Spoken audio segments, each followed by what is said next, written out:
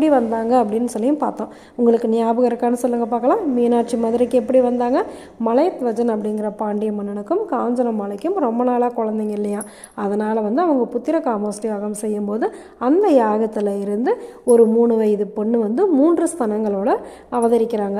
அவங்கள பார்த்ததுமே அவங்களுக்கு ரொம்ப சந்தோஷமாயிருச்சு. ஆனாலும் 3 ஸ்தனங்களோட பெண் குழந்தை இருக்கே அப்படின்னு சொல்லி அவங்க ரொம்ப வருத்தப்படும் போது அப்போ வந்து ஒரு அசரீரை கேட்குது, இந்த குழந்தைக்கு உண்டான கணவன் கிடைக்கும் போது அந்த 3வது ஸ்தனம் மறைஞ்சிரும் அப்படின்னு சொல்லிட்டு அந்த குழந்தை வந்து ரொம்ப வீரமாக வளருது. அந்த குழந்தைக்கு வந்து மீனாட்சி அப்படின்னு சொல்லி பேர் வச்சுருக்காங்க. சரி, அப்படி பிறந்த மீனாட்சிக்கு வந்து நிறையா பேர் இருக்குது. அந்த பேரில் என்னென்ன அப்படிங்கிறத நாம் இன்றைக்கி தெரிஞ்சுக்கலாமா? மீனாட்சி வந்து பார்வதி தேவியோட மறு அவதாரம் அப்படிங்கிறதுனால அந்த அம்மாவுக்கு வந்து தடாதகை அப்படிங்கிற ஒரு பேர் இருக்குது. அதுக்கப்புறமேட்டு மீன் போன்ற கண்களை உடையவள் அப்படிங்கிறதுனால அங்கையர் கண்ணி அப்படின்னும் மீனாட்சி அப்படின்னும் பேர் இருக்குது. அதுக்கப்புறமேட்டு தாமரை போன்ற அழகான கண்களை உடையவள், ரொம்ப அழகானவ அப்படிங்கிறதுனால கோமலவல்லி அப்படிங்கிற பேரும் இருக்குது.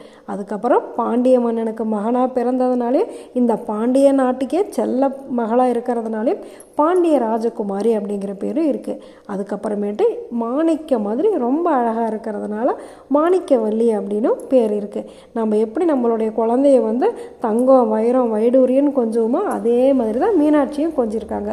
மரகதக்கல் மாதிரி பச்சை நிறத்தில் மேனி இருக்குமா, அதனால் வந்து நம்மளுடைய மீனாட்சிக்கு மரகதவல்லி அப்படிங்கிற ஒரு பேர் இருக்குது. மீனாட்சி அம்மன் சிலை வந்து மரகத கல்லால் தான் ஆனது அப்படிங்கிறது நம்ம எல்லாருக்குமே தெரியும். இந்த பேர்கள் மட்டும் இல்லை, இன்னும் நிறையா பேர்கள் இருக்குது. அதில் குறிப்பிட்ட பேர்களை மட்டும் நம்ம தெரிஞ்சுக்க போகிறோம்.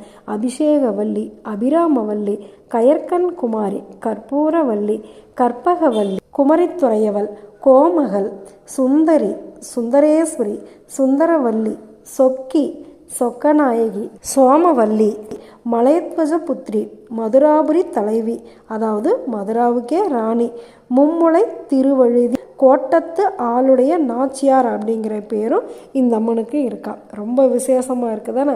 சரி, இதே மாதிரி இன்னும் மீனாட்சிக்கு நிறையா பேர்கள் இருக்குது. இவ்வளவு சிறப்பு வாய்ந்த மீனாட்சி அம்மனுடைய குழந்தை பருவம் எப்படி இருந்தது அப்படின்னா, அவங்க வந்து எப்படி வளர்ந்தாங்க, எப்படி ராணி ஆனாங்க அப்படிங்கிறதையும் நாம் தெரிஞ்சுக்கலாமா? நல்லது நினைப்போம், நல்லதே நடக்கும், ஆனந்தமாக இருப்போம். ஓகே, பாய். ராதே.